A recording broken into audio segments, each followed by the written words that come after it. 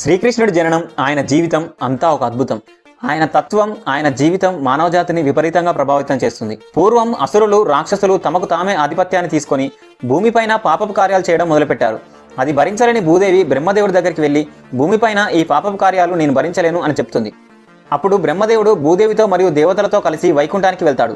అక్కడ విష్ణువుతో జరిగిందంతా చెప్పగా, విష్ణువు దేవతలందరినీ యాదవులుగా జన్మించమని చెప్తాడు. నేను మానవుడిగా జన్మించి భూభారం మొత్తం తొలగిస్తానని చెప్తాడు. పురాణాల ప్రకారం మధుర రాజ్యానికి రాజు ఉగ్రసేనుడు. అతనికి 2 సంతానం, వారే కంసుడు మరియు దేవకి. కొన్ని రోజులకి ఉగ్రసేనుడు వృద్ధుడు కావడంతో అత్యాశపరుడైన కంసుడు రాజ్యాన్ని చేజిక్కించుకుంటాడు. కంసుడికి తన చెల్లెలు అయిన దేవకి అంటే చాలా ఇష్టం, అమితమైన ప్రేమ. ఆ ప్రేమతోటే మరొక యాదవ రాజైన వసుదేవుడికి తన చెల్లిని ఇచ్చి వివాహం చేస్తాడు.